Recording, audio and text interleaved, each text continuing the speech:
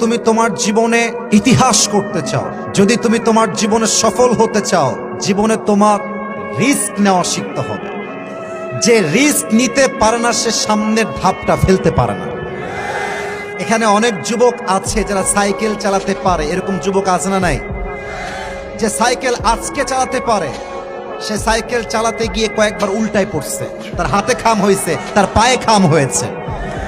যেই যুবক বাইক চালাতে পারে, ও বাইক একদিনেই চালাইতে শিখে নাই, হাত ভাঙছে, পা ভাঙছে, খাম হয়েছে, তারপরে সে আজকে বাইক চালাইতে শিখেছে।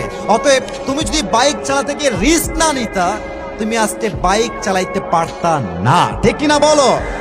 জীবনে ভালো কিছু করতে হলে রিস্ক নেওয়া জানতে হয়।